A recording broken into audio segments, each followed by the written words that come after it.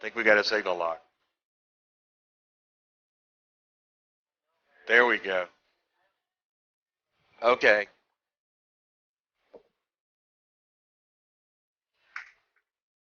I think it's safe, guys. We can come on now.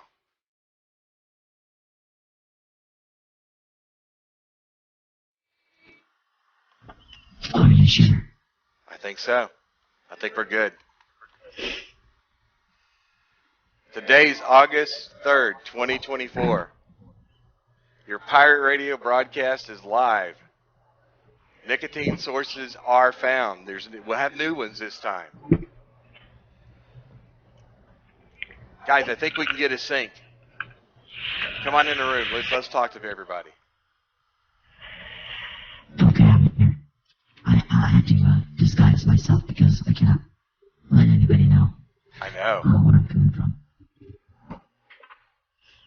There's a black van parked outside. Yeah, I did get that. So just remember, keep your signals low, and I think we can broadcast fine. I think we'll make it. Well, you know, they did take the last man out. Yeah, he was the first one. I told him to bring his signal low, and he didn't. So I think they got him in custody right now. For what? DIY, of course. Ah. Yeah, they raided that house. I was lucky to get out through the back door. Well, his source wasn't clean. Well, that's what's going to happen. It's been that way since. It's been that way. I mean, our new president, public health is rampant now. I'm glad we've got people like you guys that are in there. Well, as long as they don't find out. I don't know if you guys realize that we are under surveillance 24/7. So we have to make sure that we be careful about what we do, what we say, and who we meet. Always protect yourself. You've got to really trust your sources now. Well, headlines from this week, they were talking about the Port Authority seizing more nicotine shipments. Yeah, and I can attest to that. You know where I work, we had a couple of stowaways, about 10, that came off the ship. They're being used as nicotine mules to bring in illegal nicotine into the country for black market and DIY black markets. It was a sight to see. They actually dressed up as dock workers coming down the gang ramp. They tried to blend in, but unfortunately, a lot of the customs that we see, they know who we are, so they kind of still stuck out, and they detained them. They had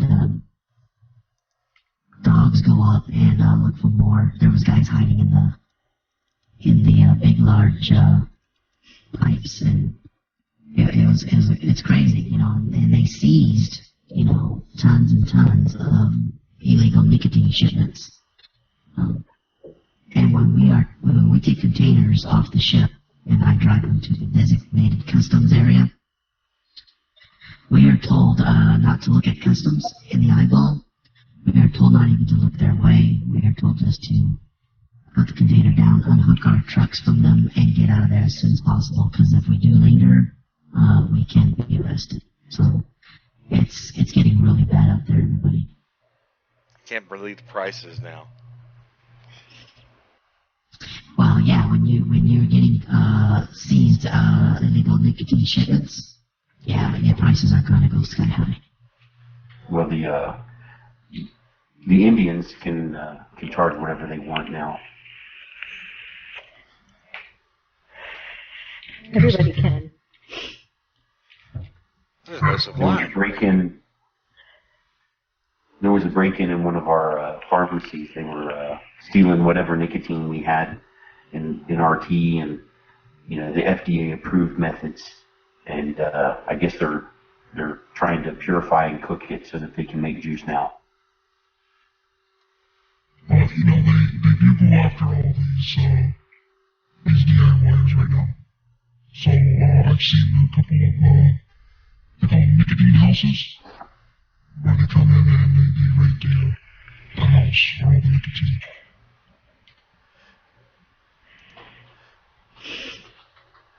They're also talking about these DEA raids that were over on the illegal eggplants. People trying to extract the nicotine from eggplants now.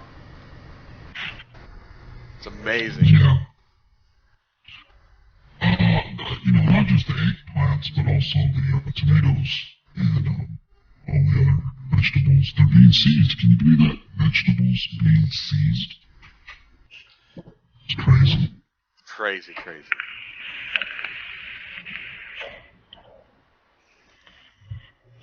I can get nicotine because I still know everybody in healthcare, and they'll get it for me. It costs money, but I can get it. Of course. They've got to have some way to milk extra money from us now. Yeah. Right. And they know who I am, so I have my 16-year-old carrying it for me. 16-year-old? You're lucky. You do what you got to do, man.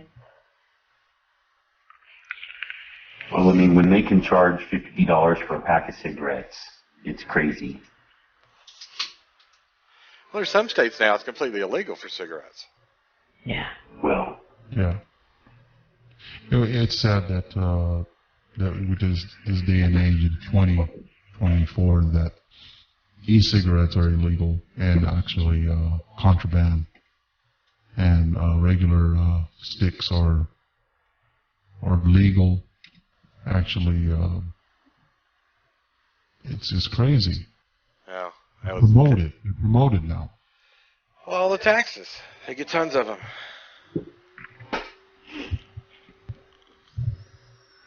wait a minute, that van is moving. Just a second. Do they have the dogs with them this time? The windows are all blacked out. I can't see anything right now. They have dogs that can sniff out the nicotine. I'm sure that's how they got the lesser man. Yeah. You know what? It's funny. I think I believe that the Lesserman, I think because of his nicotine house and, extracting nicotine and all that stuff, that I think somebody probably just ratted him out. Probably. That's what I'm worried about. I sell it out of the house now. You can't do that. It's too dangerous. What am I going to do? If I can get my hands on it and I can get it to people who need it, and to be honest with you, make a substantial amount of money because, I just can. Why wouldn't I do that? You better be careful. I know. Uh-oh. What? I think someone's approaching the house. I hear a dog whimpering. No. Be careful. Are you gonna have to run? That's here. Hold on. I think that's where where she's at. You know what? Hold on. Did you secure this line? Of course I did. You sure? I'm positive. I'm gonna run diagnostic. Well, I'm not to run a diagnostic on my line because I don't know. It seems like there may be somebody else on the line. And all this, man, can you believe this? All this because we decided not to fight. Now we're undercover. Now we got to go into hiding. Yeah. Well, there were a few people who fought. But after they arrested him, it was over. Well, they say when you cut the head off the chief, the Indians will run. Would like everyone to The know. worrying thing is how are they going to get information? They're going to get information from him. I would He like doesn't have it. I would like to reassure everybody that the CASA Science Library is still intact in hard copy. Of course, we had to abandon the digital version many years ago, but just for future reference, we have maintained a viable collection of harm reduction science. That at some point, Science. Yeah, that's funny. They don't listen to science. When have they ever listened to the science? Science. well, Yeah, who it's listens there to for the truth science? seekers. Some people are dreamers. Wow. Science isn't going to My work God. now.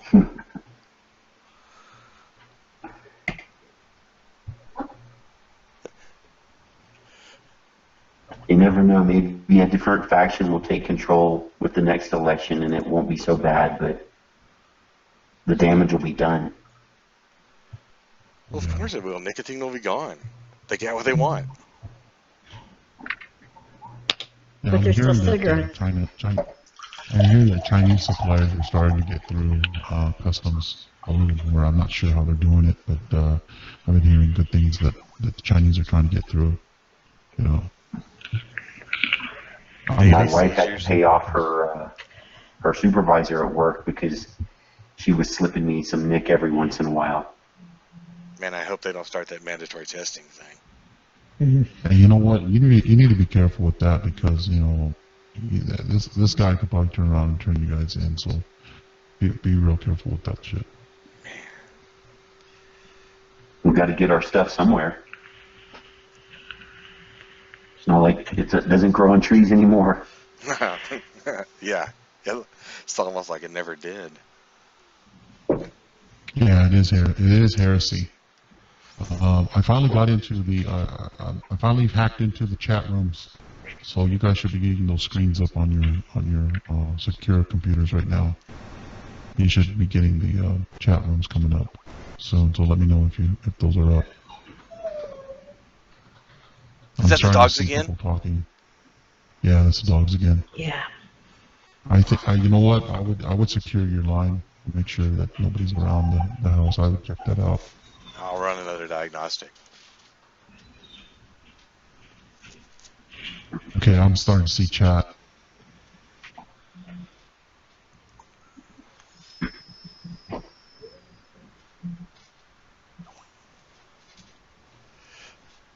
Glad to see there are still some people out there listening. Well, Yeah, there are. the numbers are fewer now, but hey, there's a few people out there that still are trying. Yeah, they are. Thank God for those people.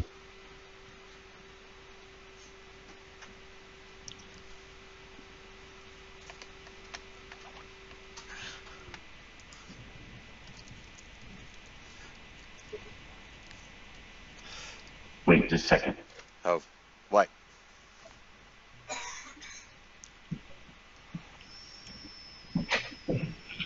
All right, the black SUV is moving. Hold on, let me look. It's moving down the corner. Phew, that was Oh, close. a second SUV just showed up in a third one. Great. I think I'm getting raided. You don't have your stuff on you, do you? I don't. I secured that, but I don't think this line was as secure as we thought it was. Probably not. I'm doubting. You think we're all in danger? All right. I'm looking at the dialer right now. Let me see. Yeah, I think I've been breached. I think they're using the FBI Linux software. Shit. Okay, I gotta go, guys. I think I have to go underground now, so Be careful. I'm gonna mute out of here real quick.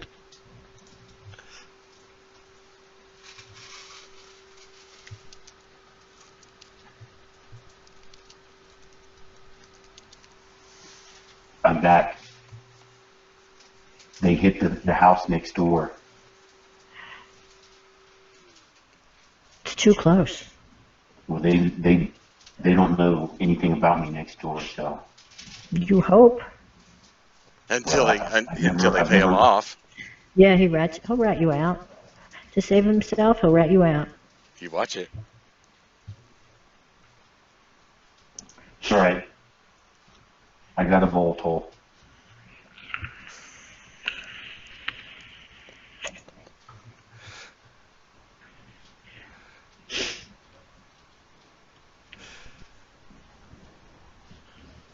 Okay, everybody. Well, I hope you've enjoyed our little play here.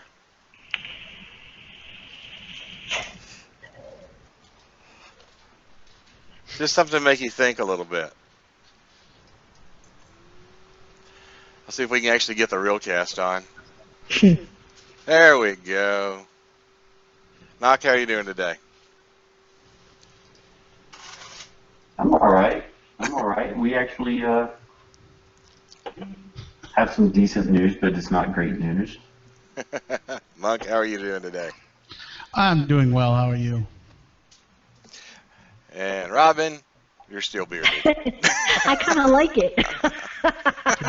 Robin can't get out of character. She's a method actress. Yeah, Method actress. Once she's in character, she's toast. that's it. Can I keep the patch? You can keep the patch. Feel free. Yeah, she kept the patch.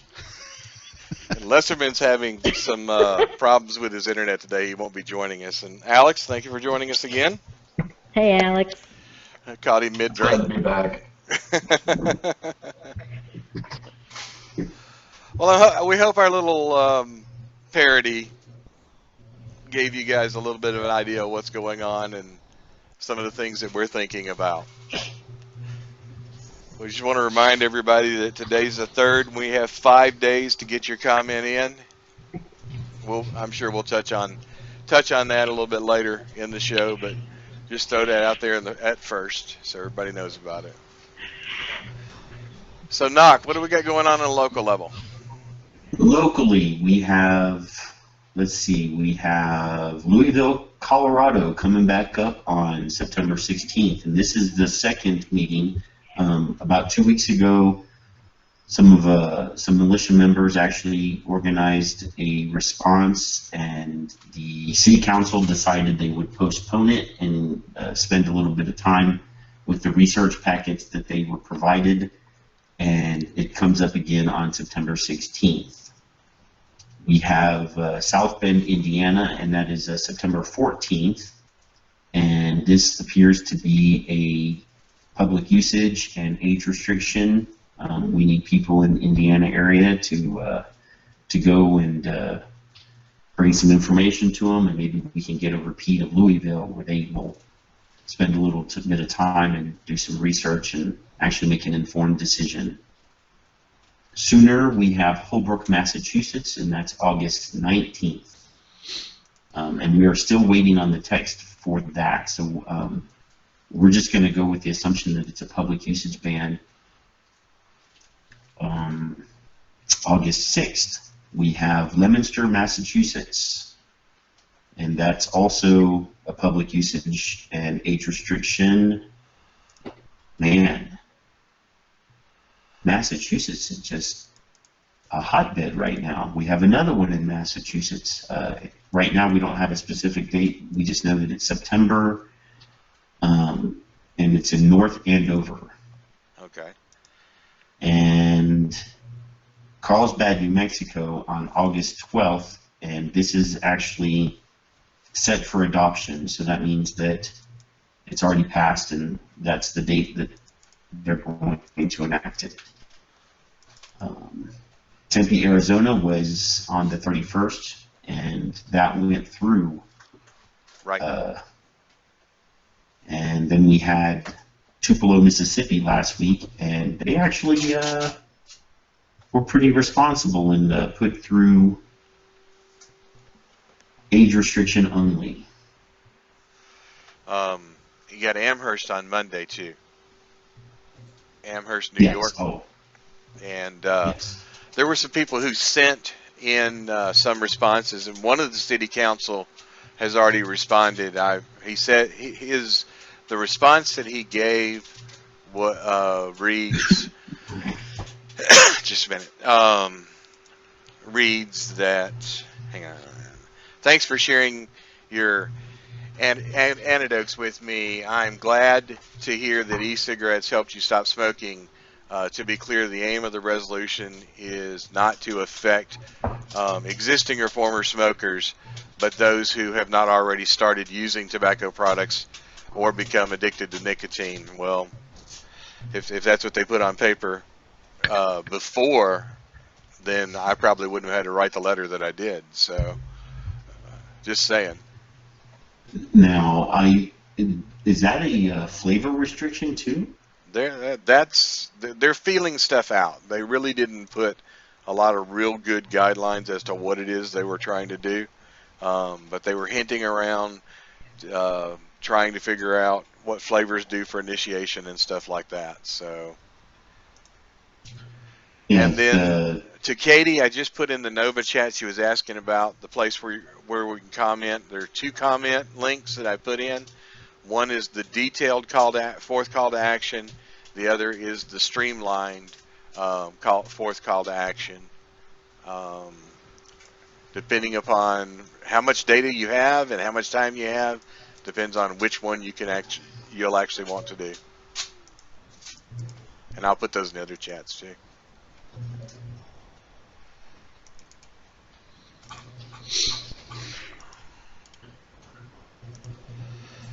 Alex, you got anything you want to pick up with?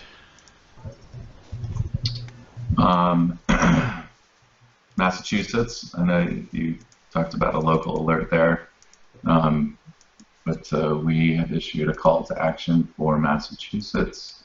Let me get this here. Yeah, I don't have the bill handy, but essentially they're putting forth legislation to update their tobacco regulations, and this is a state level thing. Essentially, they are magically redefining smoking to include the use of electronic cigarettes, and they've almost copied and pasted the kind of federal definition of a tobacco product with language like made or derived from tobacco. And so at the state level, they're redefining tobacco and smoking, which would include vaping in the statewide usage ban. So that is horrible, and we have a call to action for that. Is that a flat-out ban, Alex?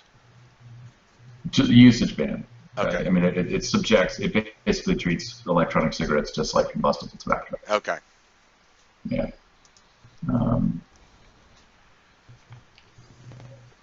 And then, of course, FDA comments. And I then don't know how much time you want to devote to that, but we'll come back to that. Well, actually, We I would have talk our own about that, special too. timing for FDA comments. And also the San Diego public bans went through.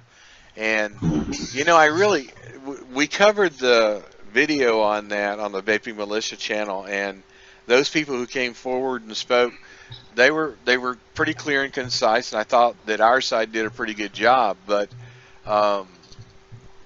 it really got kind of ugly towards the end, though, because they decided to bring in other topics, and the mixture between, I'll just say it flat out, the medical marijuana people and vaporizers and all that being brought in sure made the council meeting rather hostile towards the end, it felt like. So,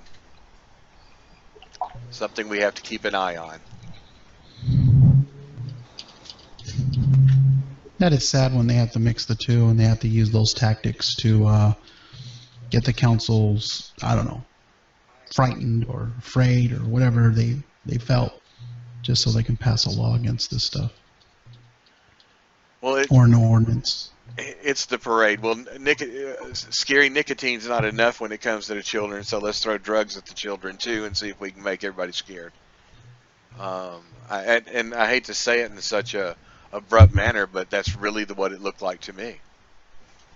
it was actually absurd, the kind of argument that I think there was one person had made that e-cigarettes lead to explosions because of the butane, whatever the hell it is they do to get the concentrate in their garage. It's just That was insane. using the butane for some extraction method for cannabis, right?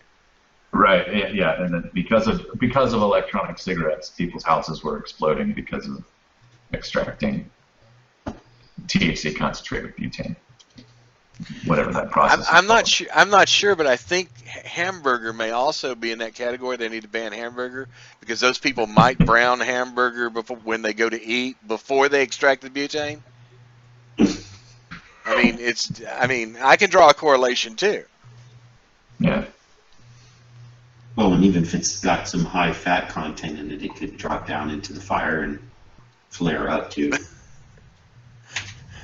Knock, you still got something weird going on with your mic. I'm cleaning it It up. does. Yeah, it's still under Come surveillance. back, Knock, come back. Lord Vader, please come back to us. It's 2014. It's 2014. That we, But I like sounding like You liked it like that, did Oh. you? Come on, I gave up the patch. You can give up the voice. there we go.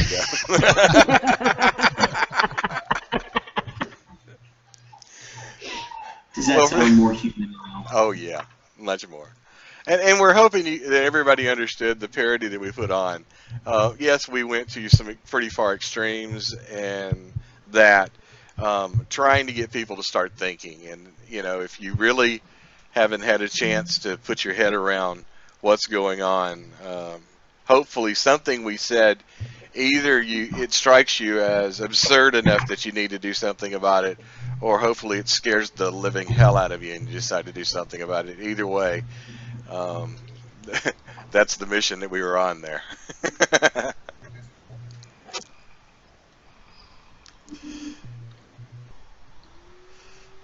I had not heard this about. Angry Ann is saying that there's a UC or UK group using some study that claims that vaping causes cancer. There's one study that I've seen that shows it's the same one that was inclusive of the formaldehyde thing, and they really jumped on the formaldehyde thing being carcinogen. Lately, that's really been one of the things that they're swinging on, and the reason why they're swinging on it is because for so long we had that freedom to say, doesn't cause cancer, so they really want to make us eat our words in that. And then of course, we need to be aware that that at high temperatures there is a chance of producing formaldehyde, but again, it's a trace amount. But being aware is part of the whole tobacco harm reduction scheme. And I'm gonna kind of put Alex on the spot here with this question: is when it comes to tobacco harm reduction, I don't think people get the whole idea. I think some people think tobacco harm reduction and they think safe, and it's not that at all, is it, Alex? No, so just to give kind of the baseline product for tobacco harm reduction, which would be snus, and I apologize in advance if I misrepresent this stuff. I'm not as studied on it. I am not a science guy, so I apologize for any misrepresentation here. But my general understanding of it is that, based on all the data that they've collected from Sweden, from snus users, they found that someone who uses snus has the same risk of developing smoking-related disease or heart disease. I think that's what it comes from. It's heart disease, as someone who was a smoker and quit completely. So there's a graphic representation of this. Basically, if you smoked for X amount of years and quit versus someone who just uses snus, your chances of developing heart disease are the same. And that's why it makes snus such a viable option for tobacco harm reduction, because you're bringing down your level of risk of developing these diseases as someone who had just quit smoking altogether. And the speculation, I think what Dr. Phillips has said is that Again, we don't exactly know what the effects of vaping will be on the lungs. It's a different product than smokeless oral tobacco, and there is some legitimate speculation that vaping will not be as safe as using snus. Again, there's nothing really to make that a concrete conclusion, but it's a kind of a credible theory anyway, or hypothesis. I don't know which way to put it.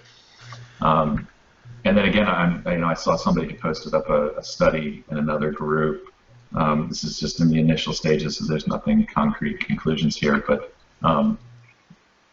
there's kind of a synergistic effect between other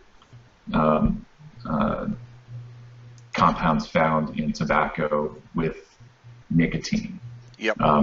That in combination, they may have kind of a protective action on certain DNA strands found in lung cells.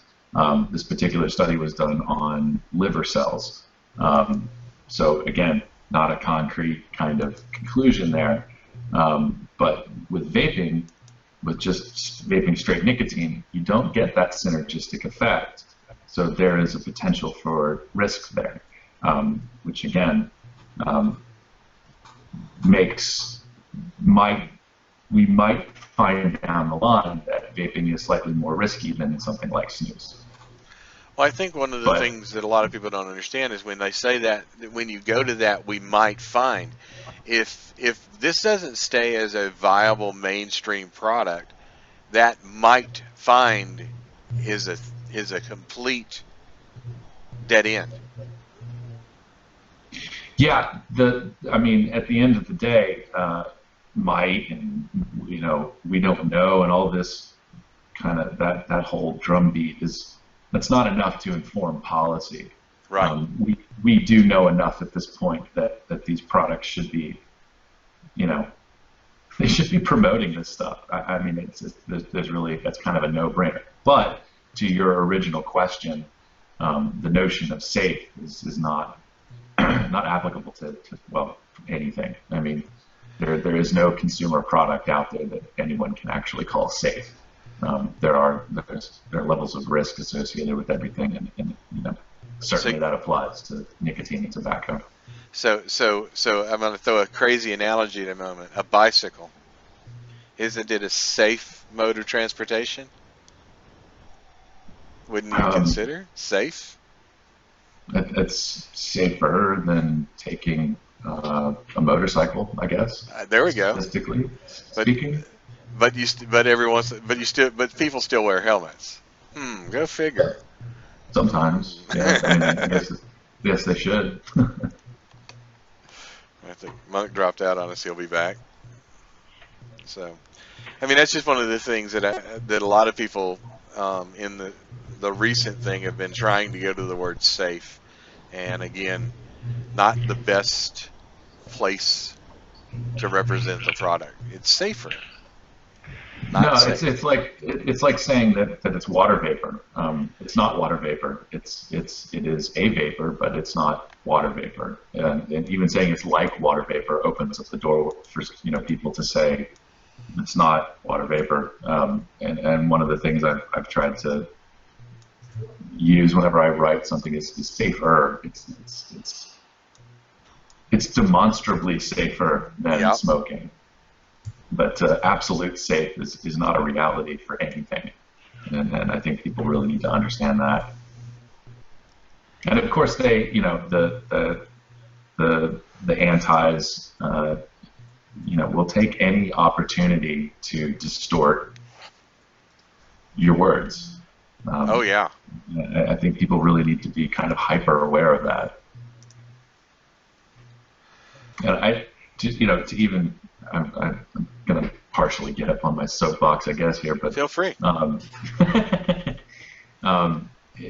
are still vendors out there loosely making claims of.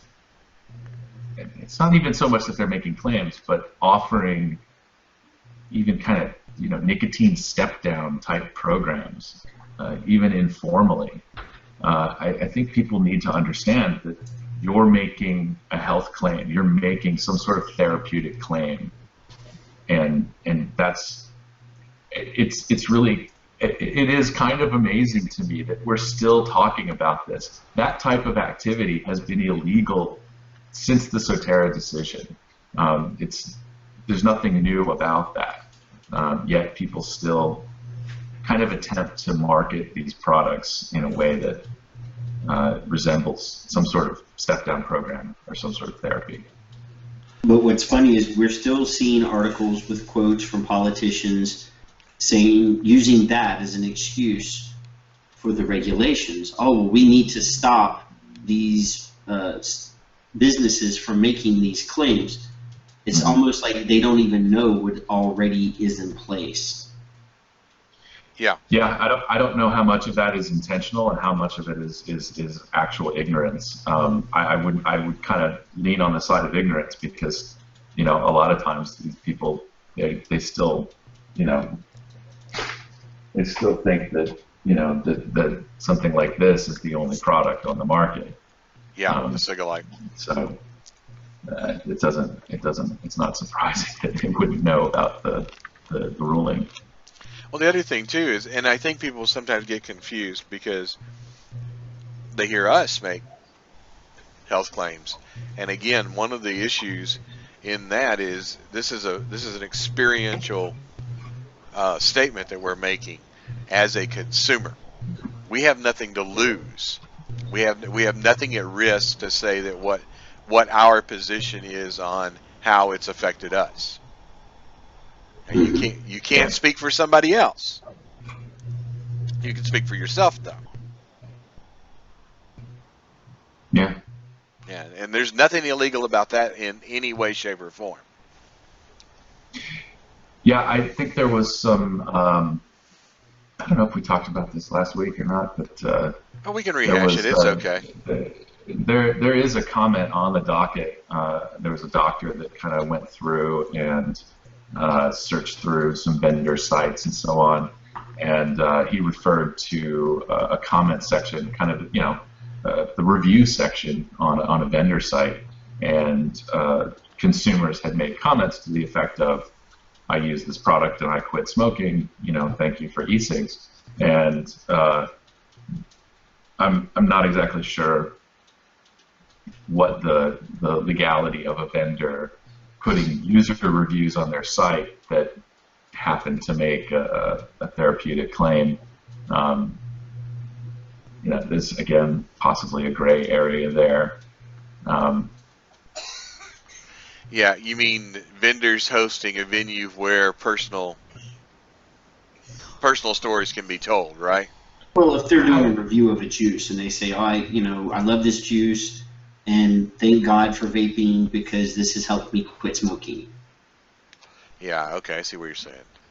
Yeah, I mean, I could go on an Amazon site or something like that and say something like that. I mean, if it was for another product, I don't know, maybe a bag of rubber bands helped me, get my finger strength back after an accident.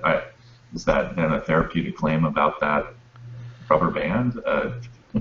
It's an interesting legal thing. I think that I'm not a scientist. I'm also not a lawyer, but it's one of those areas I think that we should probably pay attention to see what kind of the legal precedent gets set anywhere. I'm not sure that there's a legal precedent at all that they can make for a consumer making a therapeutic claim in any manner, but it's going to be kind of twisted around the issue of the intent. I mean, I can see them saying, well, the intent of the comment forum is to obtain therapeutic claims, kind of the backwards astroturfing game. You know what I'm saying? Mm-hmm. Yeah, it's that's kind of a weird one. And I just want to let T-Bolt know that we are watching the Quest chat. Finally, we've got an interface for that. And yes, Vapor Patrol, we really do worry about. That's one of the reasons why we bring these things out, so that people can see some of the issues that they're looking at specifically.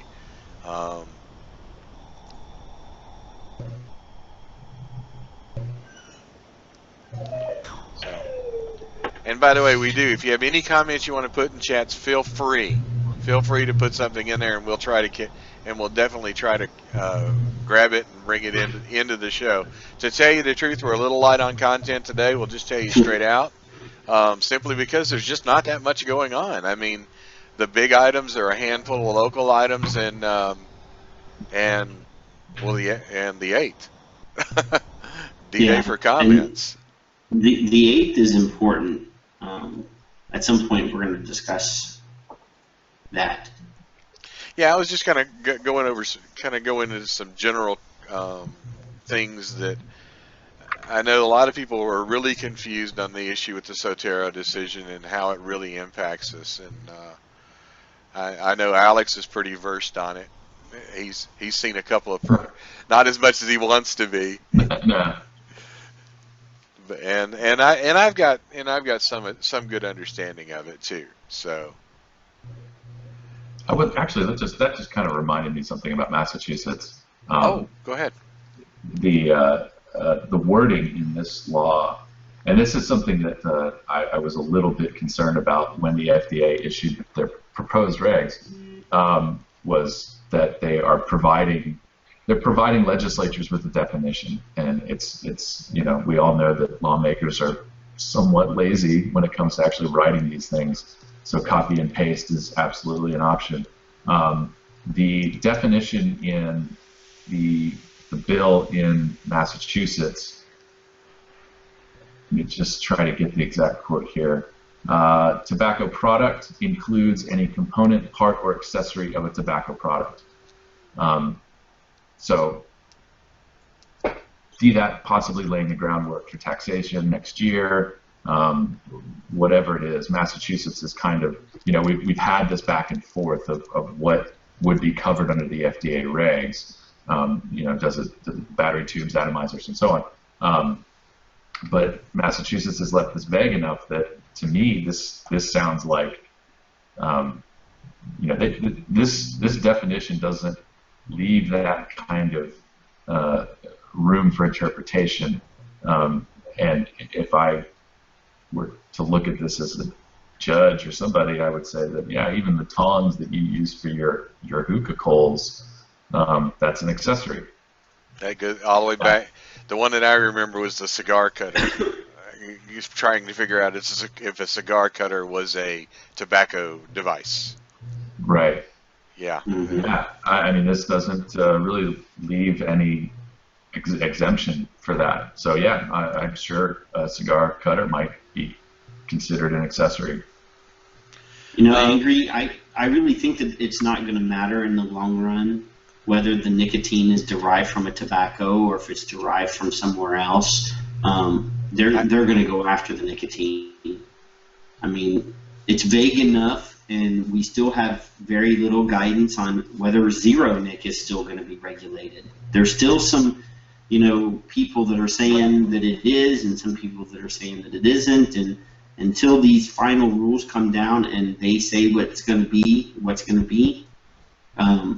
obviously there's going to be some legal finagling, but right now we have to assume that it's going to be the worst case scenario and try to prevent it from happening.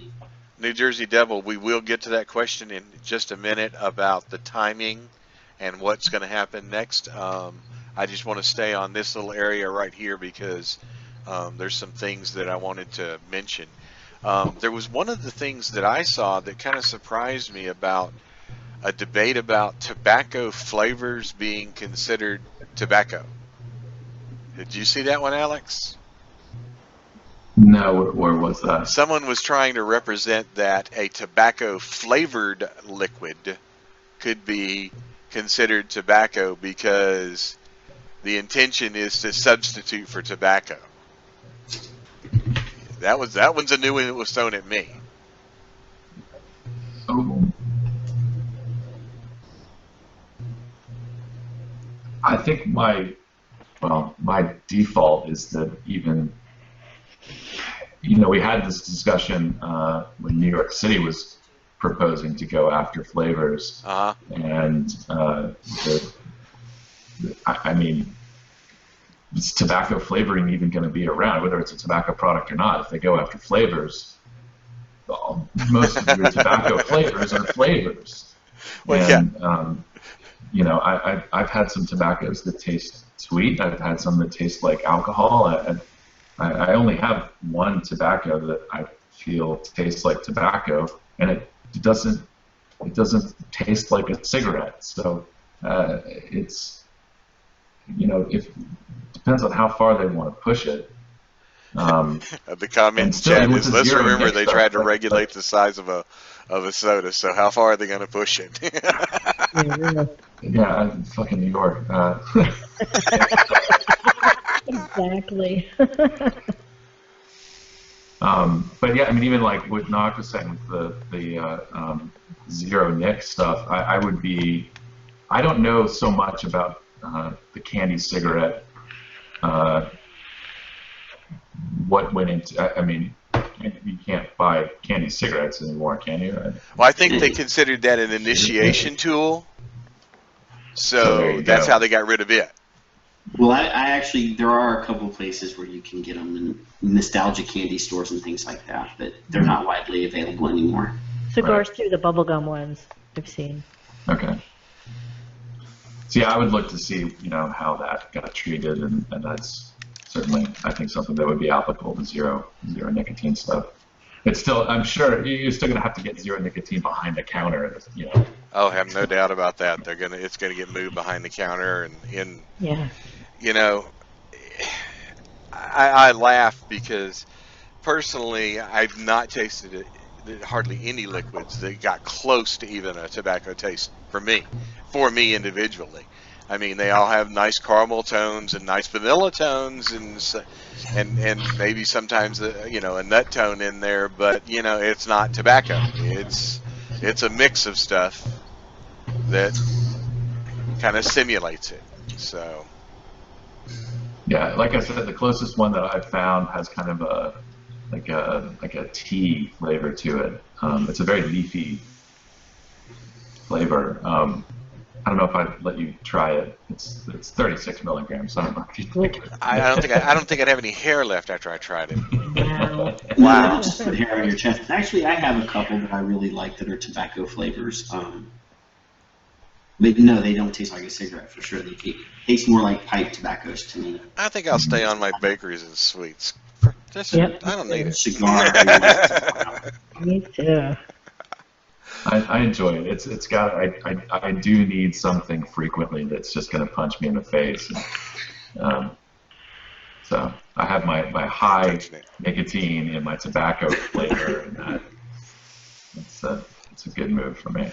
I want to go back and grab two topics or two chat that went past. One is it's a simple talks about simple semantic play. If nicotine is not derived from tobacco plant, then merely negating the tobacco statement. And I think somewhere along the line, when you address that, the way that the definitions are everything when it comes to bills. And that's why when we go to read a bill with anyone who's looking at these bills, the first place we go is to where they list the definitions in the front of the bill. And we don't have to go any further than that sometimes because the definitions are so atrocious and so damaging that we have to be against the bill alone simply because of the definitions that are in it. So that's a very common occurrence. And they do love to put these broad definitions in so that they don't have to worry about something falling off the radar that they wanted to try to play with. So we see that very commonly with that. Let's see. Shmo, actually tobacco regulations are broken up into many different fields now. So they've got the cigarette, and then other tobacco products, correct, Alex? Is that true now? Are they using other tobacco products now as a category for regulation, or when they're talking about tobacco? Well, I mean, yeah, that was the kind of the purpose of the regs was to extend their regulatory authority to OTP. Okay. So the current regulations actually only address cigarettes, don't they? Cigarettes and smokeless, And smokeless. Okay. I think. It's very narrow. It's very narrow in scope when you go back and look at what is currently in place. It would be smokeless as well, because the Swedish Match submitted a modified risk tobacco product application a couple months ago, which is another interesting story. And I remember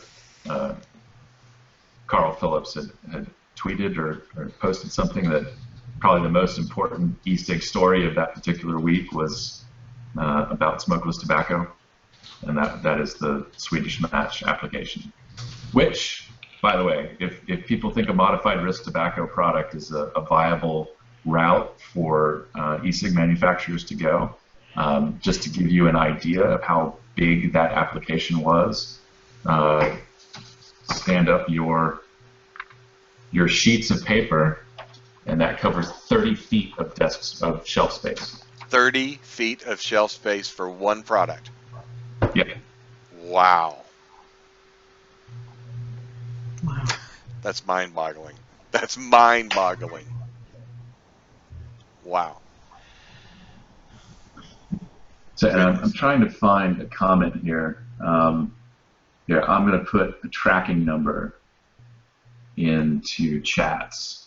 So if people want to go see what an anti-comment looks like. So just to kind of set this up a little bit, I know that we seem to think that we have this kind of clever answer of, well, we can get our nicotine from eggplants and tomatoes and so on. And synthetic. And synthetic. They are not unaware of that. And the subject of this comment that I'm putting across all the chats now is, hold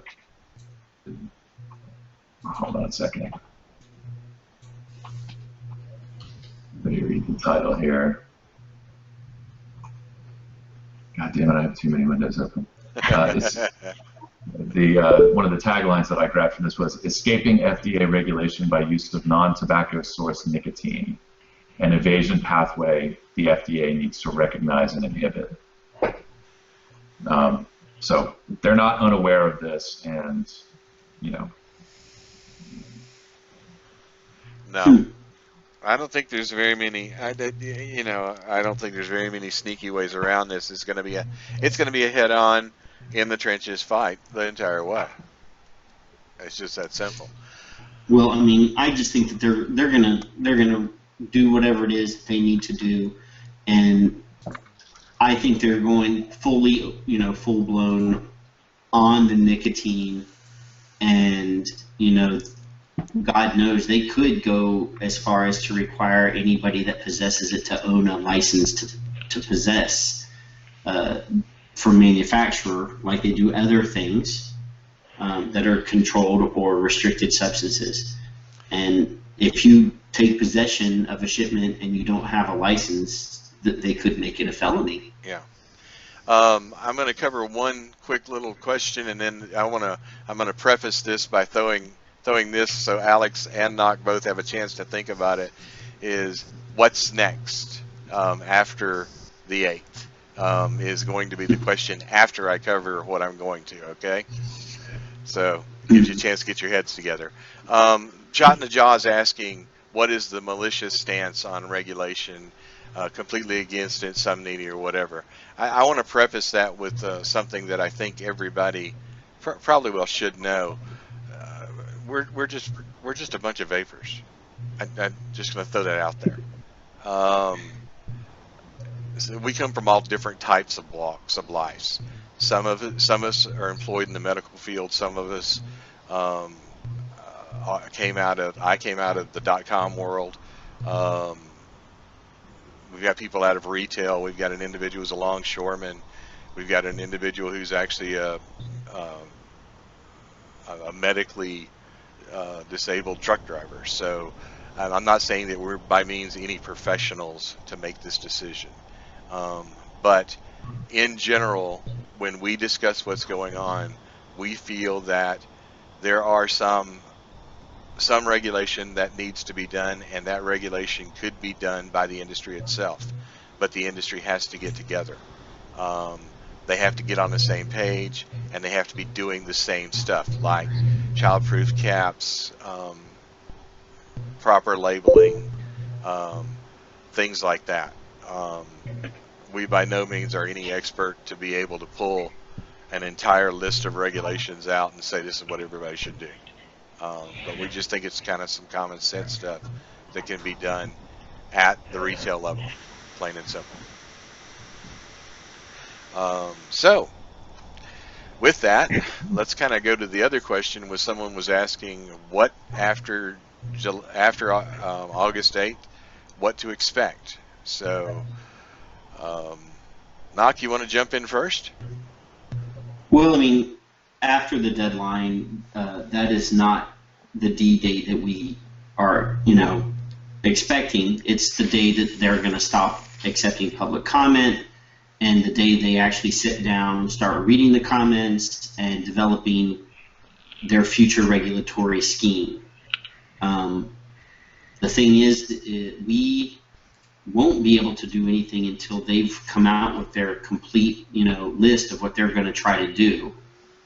And then hopefully there'll be a period where we can kind of put a toe in the door and get more guidance on how this is going to work. Because right now, they have no specific instructions on how a retailer or a manufacturer is to apply. They haven't put out their process for approval, their product application. There is a pre-market tobacco application already available, but it doesn't address e-liquid. There's a period of time where every vapor is going to have to jump behind SFATA or jump behind CASA, jump behind the militia, because if there are going to be lawsuits or anything like that, that costs money, and I don't think anybody has millions of dollars to throw into a legal battle. Alex, you want the floor? Or you want me to jump up? Sure, I'm unmuted here. Yeah, something to kind of dovetail off of what Knock said. Our involvement as consumers changes to our involvement as citizens after the end date, after August 8th. So that's kind of our plan is we will. I hate to say definitely, but I think that is sort of the plan. We are working on a CP roll call campaign, and this is why we're asking people to save, a copy of your comment, and we're going to be encouraging members to send their comment on to your congresspeople. I don't have the full scope of what that's going to be. There will likely be some sort of congressional ask in there. Again, the FDA is the FDA, but our elected officials do have authority over the FDA. So once the comment period closes for the public, we can continue to hammer on them through our elected officials. And then another thing Knox said is that once the comment period closes, it kind of falls in the hands of industry to continue working with the FDA to get the regulations that are appropriate. I don't know if it was somebody from the EU. I had read something in passing about, regulate it like a food. I mean, we want some quality control standards. We want child protection. We want, age restrictions. All of that makes sense. There's a more cost-effective way to regulate these products that allows us to continue using them and, experience a net public health benefit. My views, I have kind of a couple of different views, because I see there's two scenarios that can happen. And one is I can see that the pressure that's coming down from Congress towards the FDA could possibly have them throw something out very early, a lot faster than anybody's expecting. And I should probably not say this publicly, but if I was a strategy person behind the desk at the FDA, the easiest way I know to make sure what I want happens is close the comment period, put out the regulations, because the industry can't fight it. They won't be organized enough, and whatever I decide would walk right through. And I'm just saying that if I was the great kingmaker on the hill, that's what I would do. But I think they open themselves up to litigation. I think they would take that risk. I think they would take that risk. That's a very New York thing to do. Yeah. I mean, I hate to say it that way. I mean, they've lost twice so far in court. Yeah. So I wouldn't have even come into this unless I had a dog that could win the fight. So, I mean, I'm just telling you, playing kingmaker in my head, that's what I see. But I also see that Mitch Zeller, unlike the tobacco zealots that we've heard with the crazy and insane rants about get it out now, Zeller has from the beginning, and I know a lot of people are going to be looking at me and going, I can't believe he's saying something good about Mitch Zeller. He has from the beginning had his eyes on the fact that there's an entire population that's using this product to reduce harm. He has said it repeatedly. He's been saying it since 2001. Yeah. So he's been talking about tobacco harm reduction since 2001. So to me, that says, that's this little glimmer in the back of my head that goes, maybe. He will be smart enough to move this thing along at a pace that will work right. And I think the response that needs to be given is from the industry to see its faults, jump on them, and regulate itself.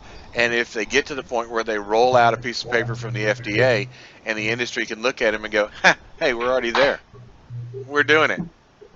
That's a much better situation to be in. And it was somewhat heartwarming to actually see. I forget which one of them answered it. There was the Enjoy guy and the Blue guy that were called before the committee in congressional hearing, and they were able to kind of fire back with statistic about their advertising and say we've held ourselves to standards that exceed the federal regulations for tobacco advertising. So, yep. So what now, motherfucker? Betty Page just made the comment, here's an observation. As of right now, the tobacco companies make personal vaporizers, the ones that are the Ego type with the CE4s. If all this gets passed, does this mean that all those products made by the tobacco companies will be outlawed? And the answer to that is anything that applies, any regulations that apply to the products we use will also apply to anything that those people in big tobacco create. Sometimes, as many people don't like to hear, "Hey, Chuck, we're live." Hello. Hi, Chuck. As many people don't like to hear, there are times when big tobacco and our interests lie on the same page. There are times when big tobacco's interest and our interest do not. So that's something we need to be aware of. I do want to jump in here. There is a tendency, a temptation to align ourselves against big tobacco, but I really kind of have to dial this back a bit and say that from a tobacco harm reduction perspective, the larger tobacco firms are sort of in the best position to promote that as a strategy. So it's just one of those things that I've become increasingly sensitive to, I think, over the past 8 months, of hearing, I see, there's a company that's got, fuck big tobacco shirts, and it's a convenient rallying cry, but it's not necessarily the most accurate position. And, we can talk that they messed up. They messed up with some of their testimony and their behavior. There's no doubt about that. But as far as promoting tobacco harm reduction as an effective strategy to reduce smoking rates, they are in a position to do good. And I think that, to some extent, we should acknowledge that. And it's hard. It's hard for some people, Alex, and I get it.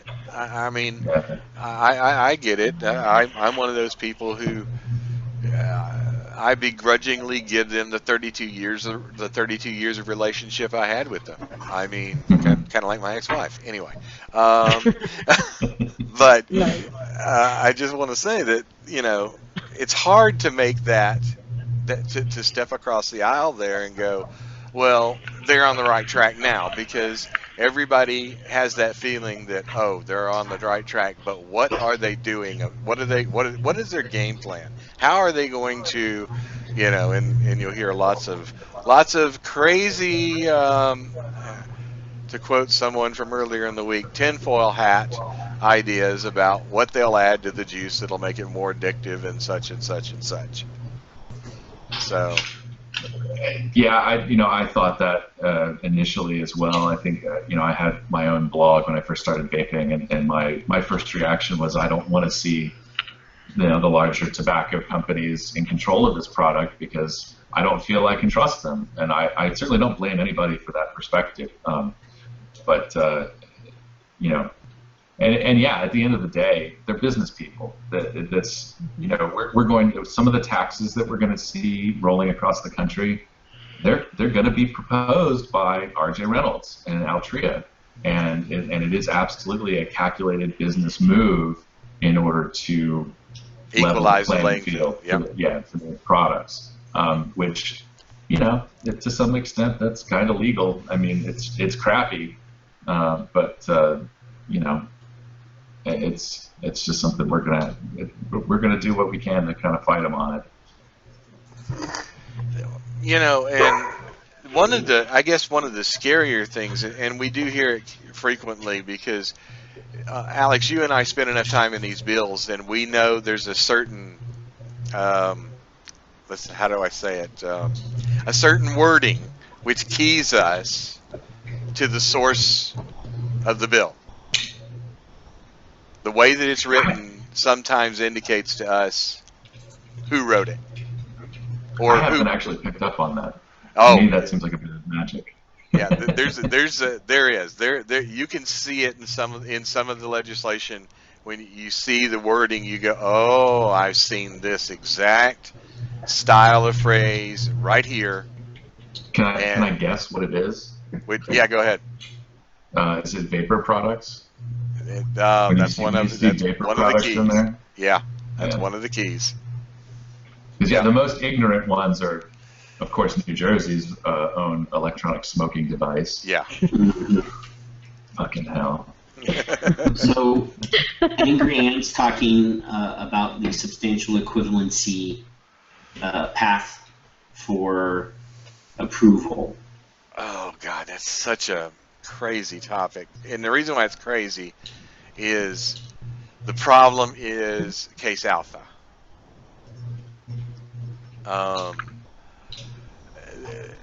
The date that was set in 2009 was set in regard to a different industry. It was set for specifically aiming at methods that were used in the cigarette industry. Okay? So it had nothing to do with electronic cigarettes. Conveniently enough, though, that date causes us some problems because there were not that many products rampantly available on the market in February of 2009.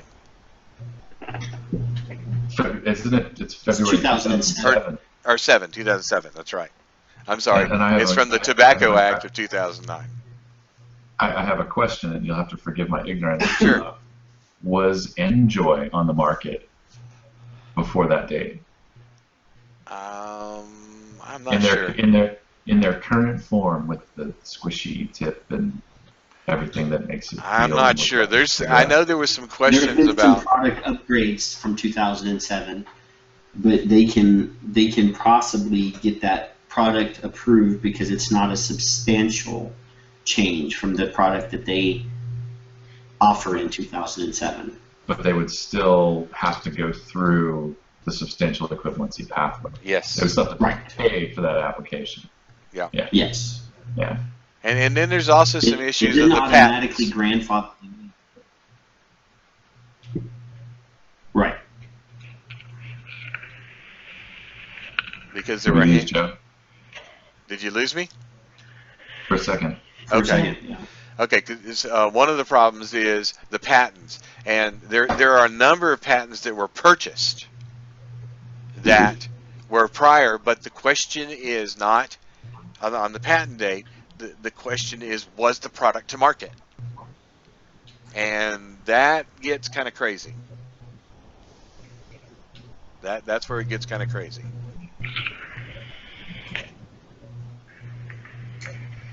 Let's see, I'm trying to check the chat to catch everything up.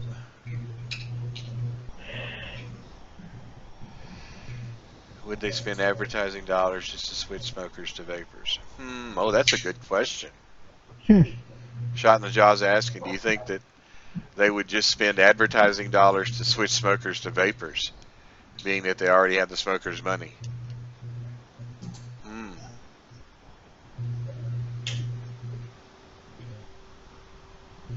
I don't know if they would spend the money in order to salvage the product line or what they have left of it. Or, I think that leverages on which product line, and I'm just trying to think it through, which product line is currently growing or diminishing, at what rate. You know, if they make as much, I don't think they would make as much money off of the Cigalite line as they would make off of the cigarette line. yeah, cigarettes are the most profitable thing for them. Yeah. Let's see, funny how many doctors I've seen and friends who've told me about. Yeah. Yes, Big Moose in Indiana. Yeah, there's a lot of. We are starting to see some physicians take a position publicly. You have to keep in mind, though, that you guys are, Robin, Knock, you guys are in the medical community. There can be some serious implications when a physician makes that choice and actually starts recommending it to their patients. It can hurt them in a very substantial manner, right? Oh, yeah. I would think so at this point. I am aware of one in particular that somebody that we know that has a brick and mortar said that it's a pulmonologist, and he actually sends people to this guy's store, and I was surprised at that because of the way things are. You know, that he would even take that on, but a smart doctor, but you know, I'm not sure it's a safe thing to do at this point for him. You know, liability wise. Yeah. If he were to, I mean, and doctors have to look into the future. If he were to say, go here and buy this product, it's you know, it can help you, and then 10 years down the road, there's some sort of study that links it to a condition that person somehow developed, you can always go back and sue. This particular physician does do that. I was surprised when I heard it. I encountered an interesting situation. I live in Ann Arbor, which is a big college town, and I was actually talking to some people that are some research fellows at the University of Michigan, and I asked one of them, I said, you know, would you ever come out on this issue? And his response was, no, I know who butters my bread. Exactly. So again, it's all about money again, you know. A couple other questions that came through. I saw one that was asking for the militia's opinions on self-regulation, and I will answer that in saying that watch the website carefully in the next few weeks to a month, and you'll get that answer very loud and clear. So I'll just leave that out there. And then another comment was tax money is a huge driving factor in any legislation, both the state and federal level. And I just want to correct that. Federal level taxes don't exist. So it's state level. And you need to very well believe that when they sit back and do their budget, they look at personal income tax, they look at business taxes, they look at inheritance taxes, and the next tax they look at, cigarette taxes. And the fact that they're dwindling, yeah, that hurts them. So, and if you don't believe that statement, take a look at Oregon's budget sessions that they recorded last year, and you will find the reason why I list them in that order is because that's exactly the way they do. When they listed them in front of the Senate floor, that's exactly what they said. So.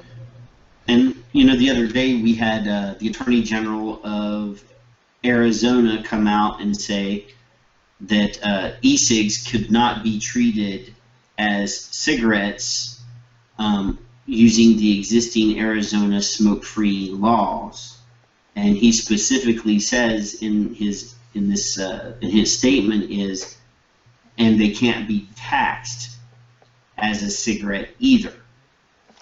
Well, you darn well know every politician in Arizona perked up their ears and probably are drafting law that will negate his comments.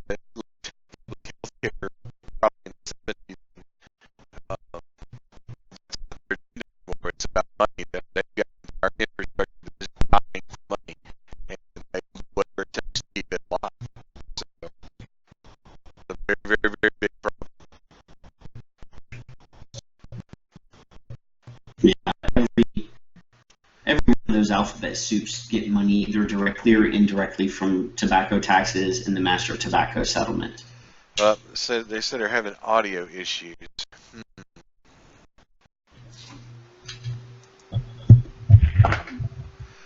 Let me try restarting the broadcast and see if it helps it. Okie dokie. Now they say clear now. Clear? Okay. Alrighty. Well, what I was saying is anybody who's heard anything that I've been saying about the alphabet soup people, the American Cancer, American Lung, any of those, that their infrastructure demands money now, their objective left public health in the early 70s easily. So yeah. You really have to be careful when you're looking with those. Yeah, and I was just saying about how the legislature and the politicians in Arizona were possibly writing a new tobacco policy that would negate the Attorney General's comments. Yeah. I mean, I like it when they come out in that manner. I mean, especially an Attorney General, but you got to remember that's a very unusual corner that we're actually winning in there, where the Attorney General is making a statement like that he won't enforce current smoking as vaping. All he's telling legislature is give me laws that I can actually enforce. Right. And, you know, it was the Attorney Generals of those 40-plus states that are the ones that settled that Master Tobacco settlement. They're the ones that benefited. They got the Association of Attorneys General of the United States got a big legal fee for that battle. Well, and this kind of does bring up one of the topics that I frequently step to, and Alex, you and I have talked about this, about the legislative session for 2015. It's going to be an absolute madhouse. Yeah, expect a lot of tax bills left and right, state level usage bans. This year was just a preview, I think. Yeah. And this is all kind of, again, they've kind of got that argument of, in the absence of federal regulation, even though you have some federal legislators pushing for an April 2015 date for finalization. It's going to be a nightmare. Well, I did see a graphic somewhere that showed that on the youth bans, we've done pretty good. I mean, we're down in under 10 states that don't have an actual youth ban in place, and I think that bodes well for helping us with the self-regulation path, having that in place. But those the tax bills are the ones we're going to see. That's going to be the first thing we're going to see right out the gate. So, go ahead, Doc. 12 states don't have youth restriction bills in place. Is that including Missouri and Michigan? Mm-hmm. Okay. That's where I got 10. They had them, but the governors have decided to overrule. Yeah. Yeah. That's still. I mean, at least in the case of Michigan, Missouri. Don't rub it in. I'm just saying I get them confused because MI is whatever, mild dyslexia.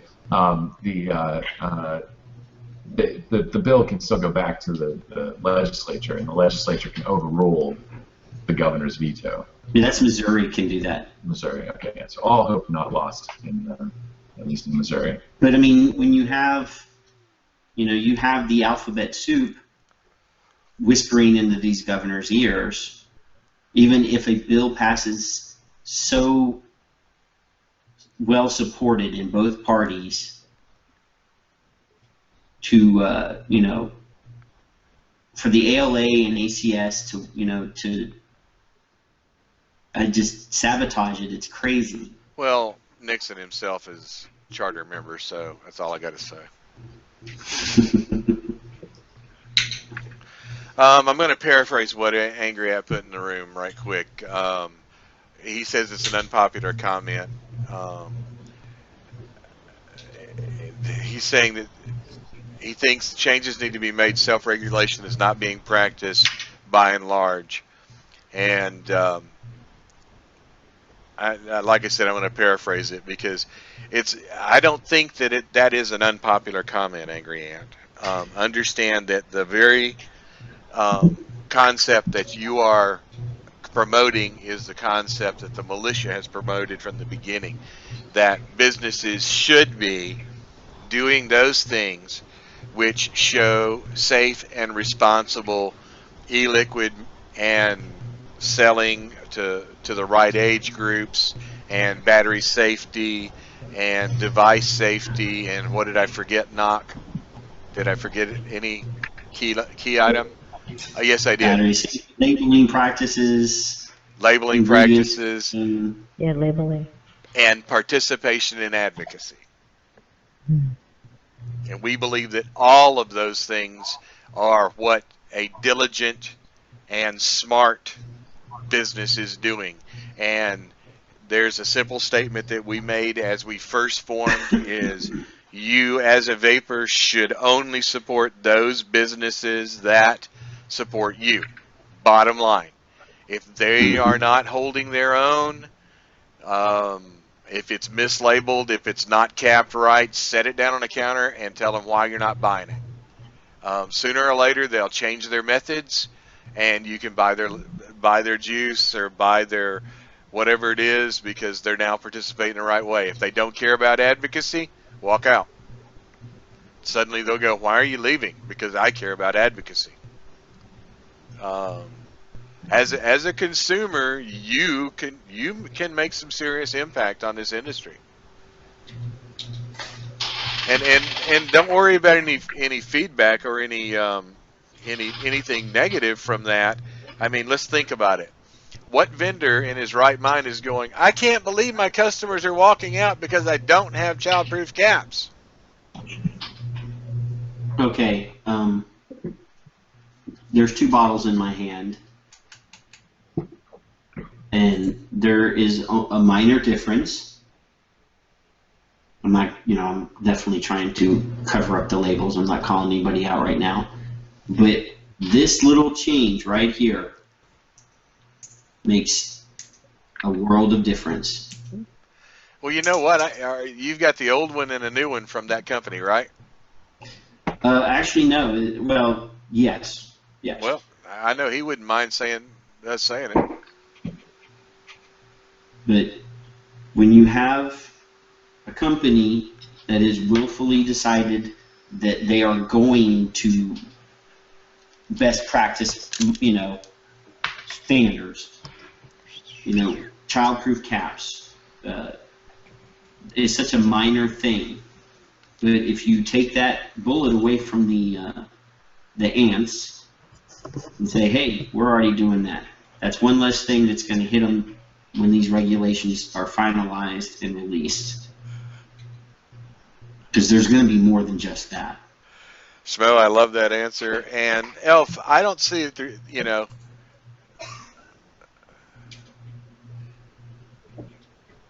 I agree, Ego Mama. That's why I recommend a lot of the vendors do what one of my favorite ones has done, and he's actually gone to a hard childproof cap. And if you want the dripper cap, he'll gladly give it to you.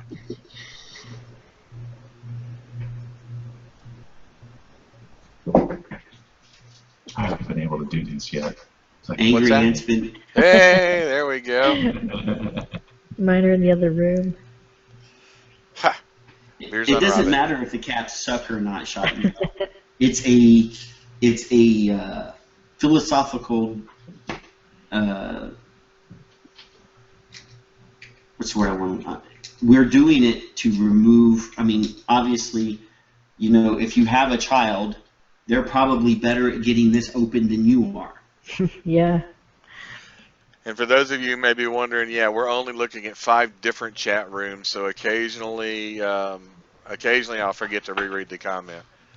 One of the comments that was made is dripper bottles are never childproof because a child can easily chew off the rubber bulb and suck the contents out from there. Mm-hmm. And we have juice manufacturers still using these non-tamper evident, right, no childproof top bottles because they're cheap and inexpensive. Well, cheap is the same thing as inexpensive, but you have other vendors that are at least using these tamper evident ones where you have the ring and it shows you that it's been opened. Yeah. Or like our juice comes currently with a shrink wrap on the lid, but that is not childproof. Yep. And that's going to be going away. Yeah, yes. He's changing. Yeah, no, they've already researched it and found a better top. Yeah. So that's not an issue. It's just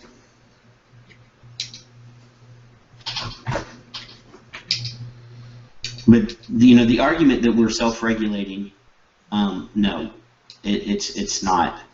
By and large, there are great vendors that do the work, and then there are others that are not. And we do appreciate all those vendors that have taken the time and taken the efforts to try to get on track. I mean, because, and I know it's tough because there's a lot of choices out there as a business that have to be made, and some of those choices aren't popular choices.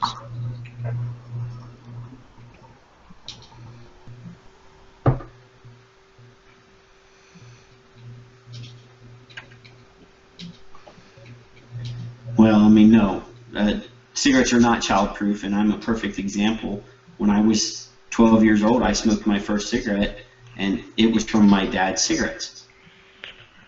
Yeah, me too. And I don't think my parents did a bad job of parenting me. It's just that, you know, kids are freaking sneaky. Yeah. And, you know, the punishment at the time, this was in the 70s, well, early 80s, was, oh, well, sit there and smoke the whole pack. I'll teach you. Apparently that didn't work. Not so well. Little did they know then you were a nicotine fiend. Yeah.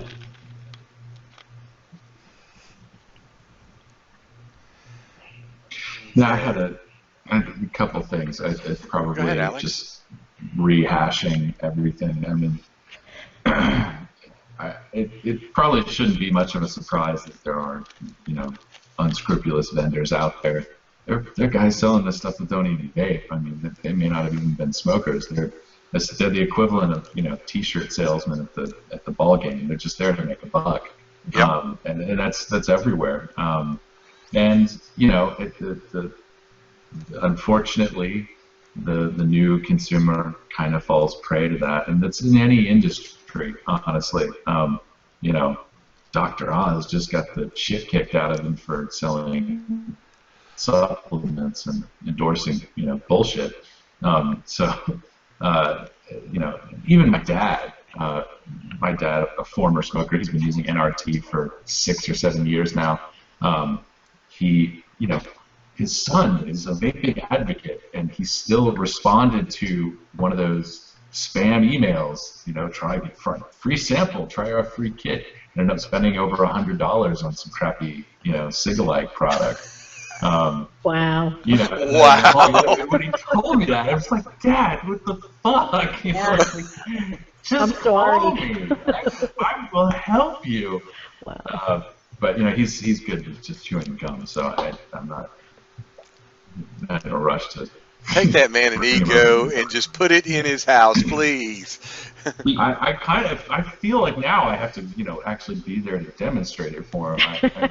Alex, I've seen your juice collection. You could give your dad some juice, man. And maybe a mine. Yeah, seriously. Maybe. Yeah, I can certainly set him up. I've got an ego battery I can send to him.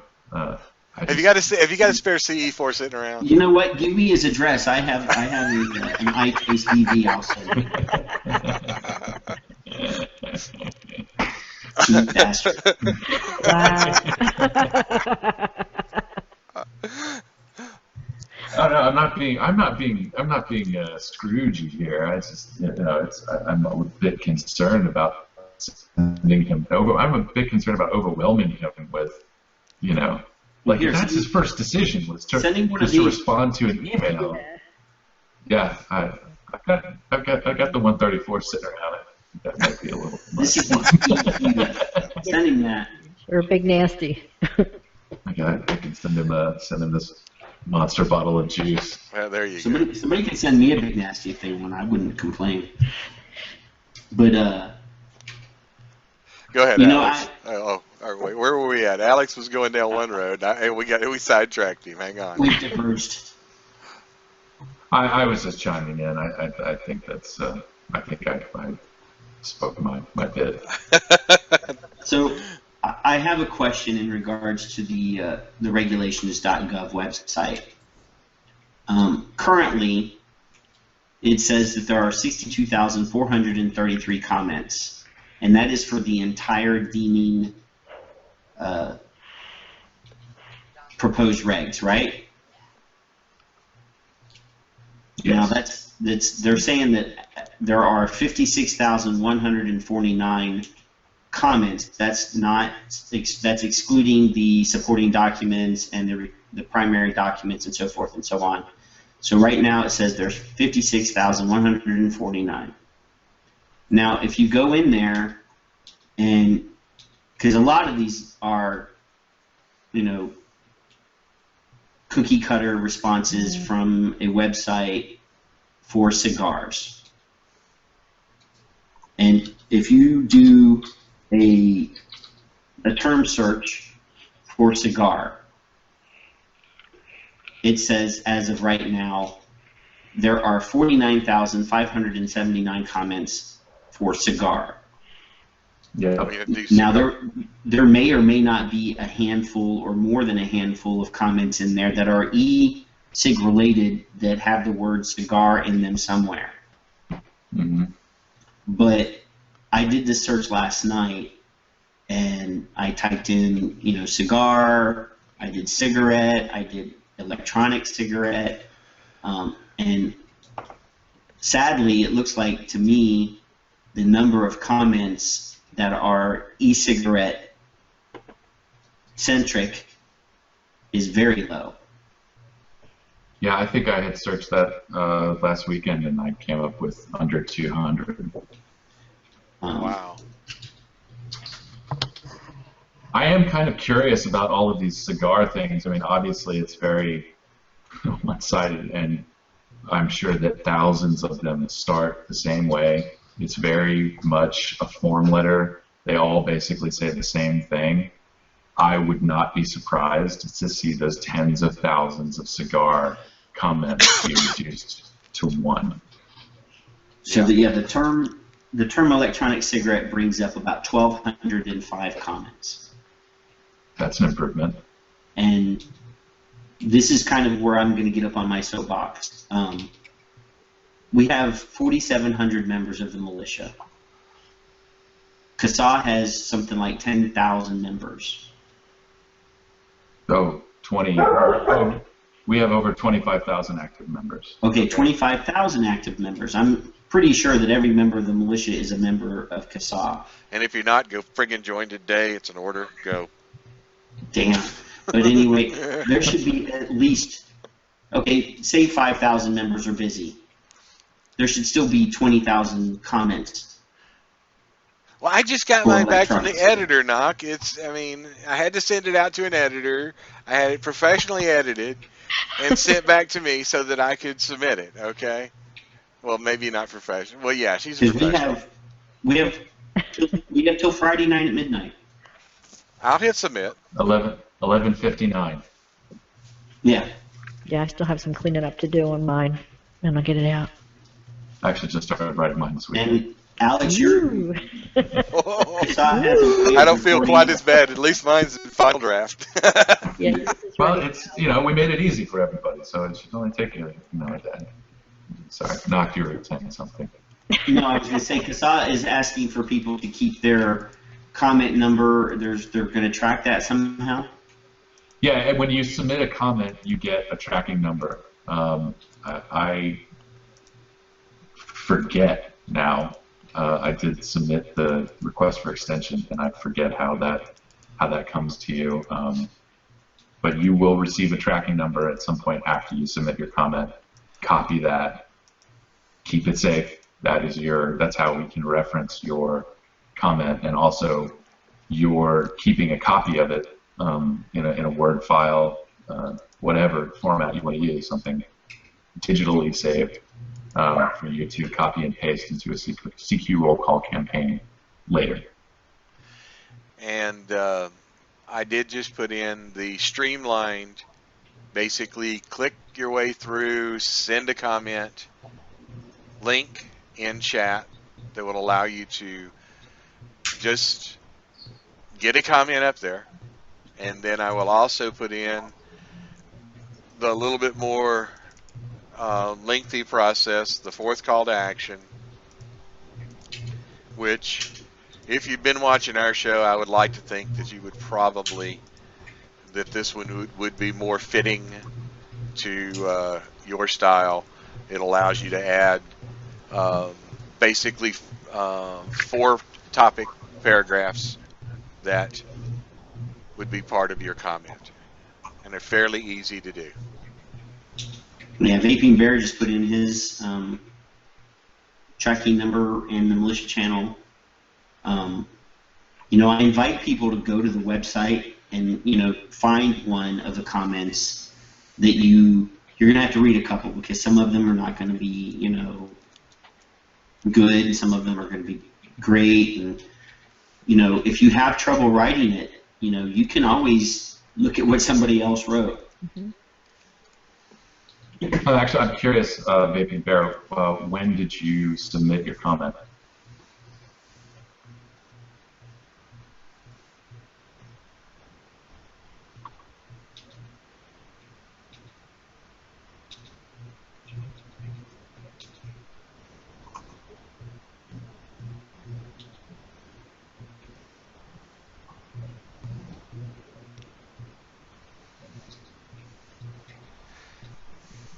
So yeah, there's about I think there's a 2 or 3 day delay in the comments being posted and being able to be searchable and reviewed. Okay, Oh, really? So on the Is it 29th. that? So, Is it that long? so he submitted on the 29th.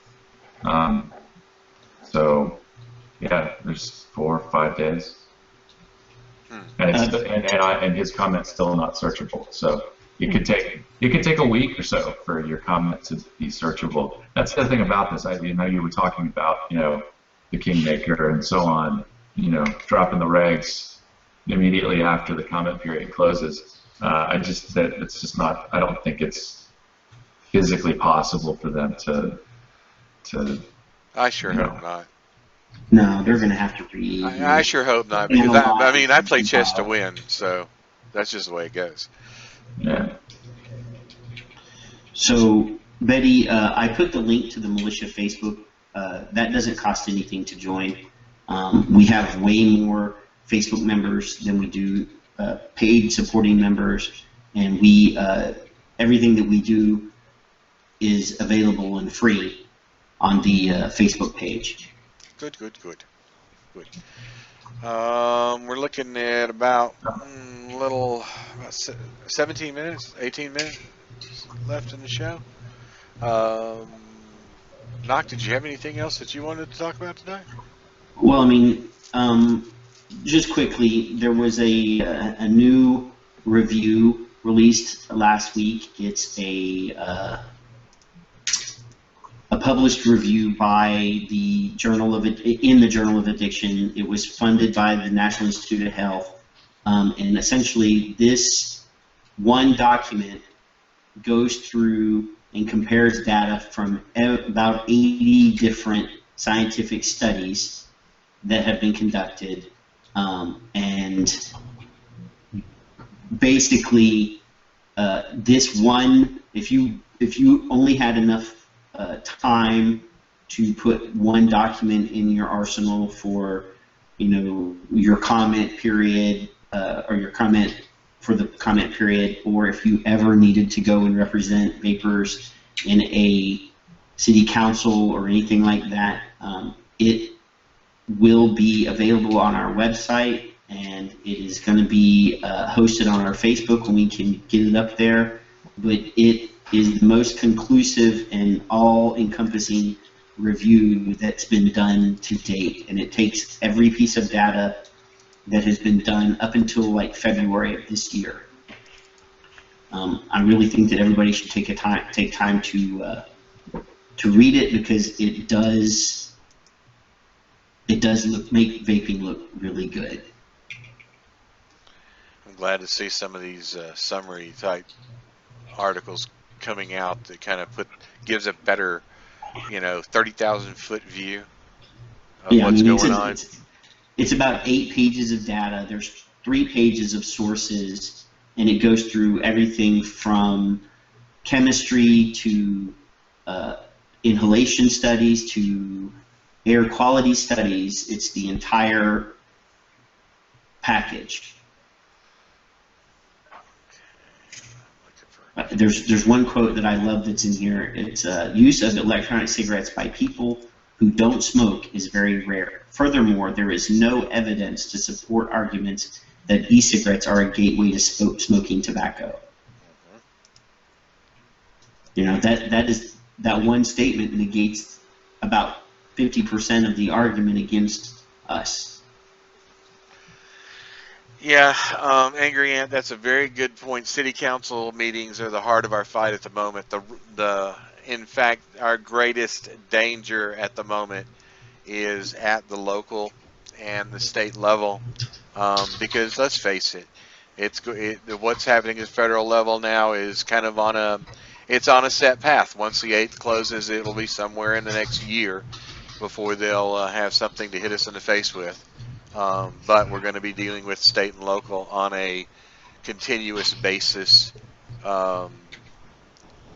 daily, all the way up to the end of the year, and then we just start all over. I did want to bring up one. I am normally when I give a reference or we post something, it's almost always something that's on a scientific basis. It's got a truly factual backbone to it that you can use.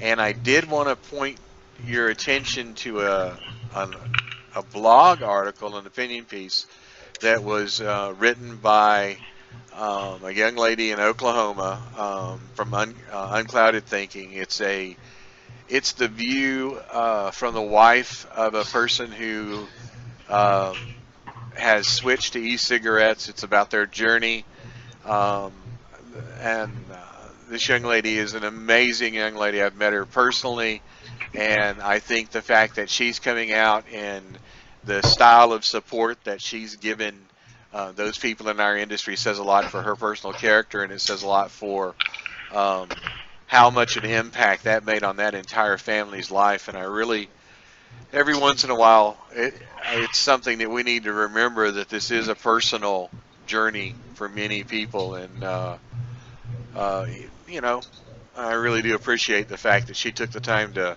write such an extensive blog entry that gives that wonderfully detailed journey from her point of view. I think maybe the senators and city officials need to see it, because sometimes it's easier to point at the stupid nicotine addict and say you deserve what you've got, but it's awful hard to tell the loved one of a stupid nicotine addict that hey, he doesn't deserve any breaks. So I love the way that it came. And of course, the stupid nicotine addict is tongue-in-cheek. Maybe, knock. All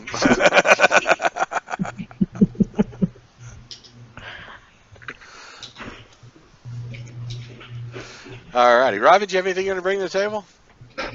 I do not. I'm quiet tonight, sorry. Quiet tonight? We have 10 minutes on the way out. If you have any questions in the chat, we'd be glad to take a look at them. Again, please take the time to do this fourth call to action.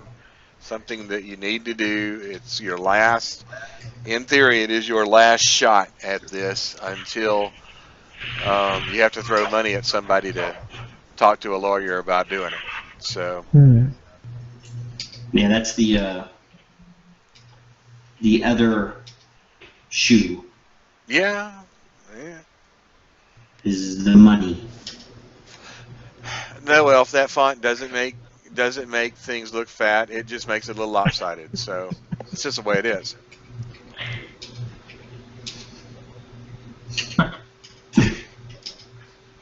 Well, it looks like one cheek is bigger than the other two in that picture.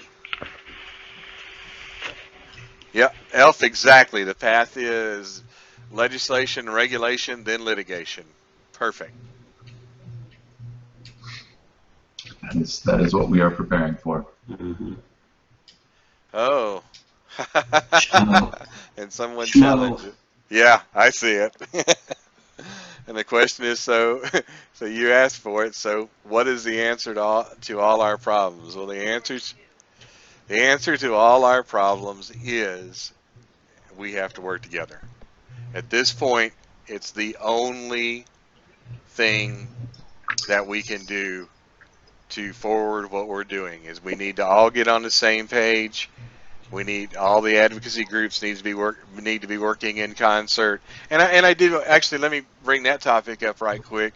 As Alex knows very well, some of the latest things that are going on is we're looking very, very deeply at the relationship between different advocacy groups so that we can make sure that we're not missing opportunities that would come along. I do have to admit that level of communication between CASA and the militia has always been very good. but we're getting very similar communication between that and SFATA at this point. So I think the big thing is to work together. Yeah, I think we'll, hopefully we can take advantage of this.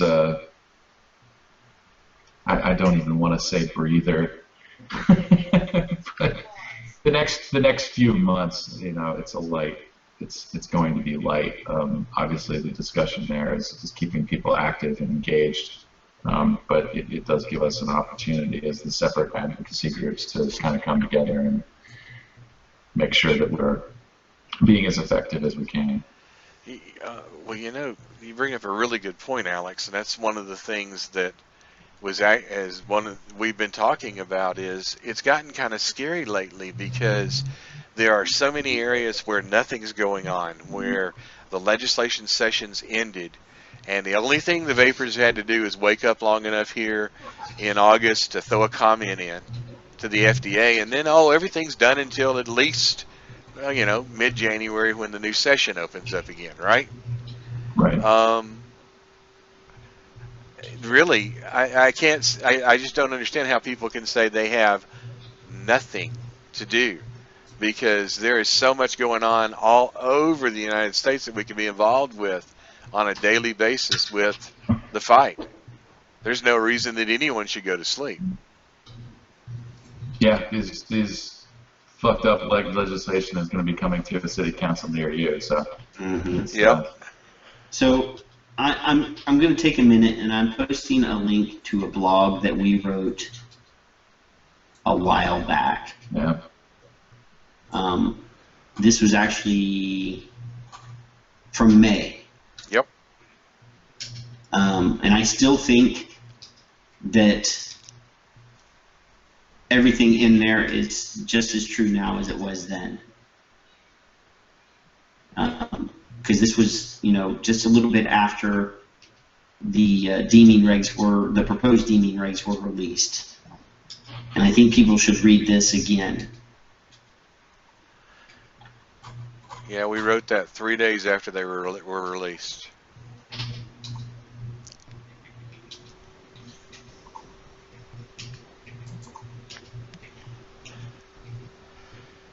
I think the message is still relevant.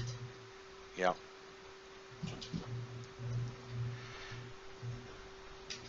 Because that was a booger to write. Oh yeah, we spent a lot of time on that one. I think we're like 7 of us in the room writing that. Writing that. And after that, it still got rewrites up until the minute it was released. Wow. But we have to realize that who is representing us and who is representing industry, and how we sort of dovetail into each other. So we have to support both. Mm-hmm. It's not a video link. It is a blog entry, Coffee Nut. So, and please don't think that the right answer on this is to grab your stash and hide it in bricks underneath the basement. That it'll all go away as long as you've got your nicotine. The problem is let's face it, guys. As much of I'll just say it. As much of a black market as there is already, we won't have any problem sliding into a real black market. Okay? Yeah. And once we do that, we're covered. The problem is, what about all the people that still haven't made the switch? One last question. Angry Ant's asking about state level groups or like branches of the militia. We don't branch the militia. We don't have branches, but we have helped start state advocacy groups in over 40 states. I can't remember what the exact number is. If you go to our website and look at that map and click on your state, it will alert you and give you links to the state group in your state. And He's in Missouri. So you have Brave and Brave. Isn't there another one? Yeah, that one's not active. That one's not active. But we communicate with all the state groups as we need to. We're not running the show, but they come to us for help, or we feed them information when we find it. We don't want to have to sort of control what's going on in 50 different states. Yeah, I mean, the problem is we can give you all the information you want, but we have to have people on the ground in each state that are doing what we do on a daily basis. And if someone's not doing it in your state and you're willing to jump up, let us know. We'll let you jump up. We'll point you to other people in your state so that you can stay together. And really, if there's an advocacy group there, you need to be working hand in hand with the vendor group in that state too. There's a good relationship that needs to be made, and they need to work together. Can I start with some shit for a second? Sure, Yes, sure. You got 2 minutes. Elf241 asked about like a vendor material type display thing that shops could put out, and I responded with a link to CASA's vendor display kit. It costs $30. There are currently only 14 in stock, but to be honest, that number has dwindled quite slowly. And his question was, what if vendors don't see the value in spending $30? My unfiltered response to that is, are you fucking kidding me? Exactly. Elf, thank you for asking that question. It's a very important point, and I would encourage consumers to purchase that vendor display kit and take it into your vendors. If they don't want to display it, then I guess you know that you don't really want to shop there anymore.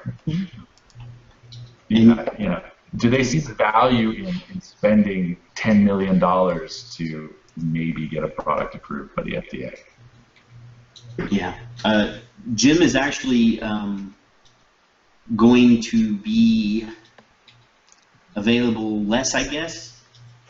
He's got some issues going on, so I'm doing San Antonio, and I think later on in the year, Joe, aren't you going to Houston?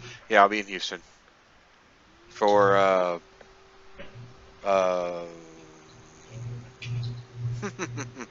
don't remember it. Gone. I think I'll be in Houston too for that one. But Which one's is it Summit? That's Vape not Summit. That's Yeah. it. Vape Vape Summit. Summit, Yeah, Vape Summit. Well, it's time that we should leave you guys. Thank you very much for watching the show, and we are out of here.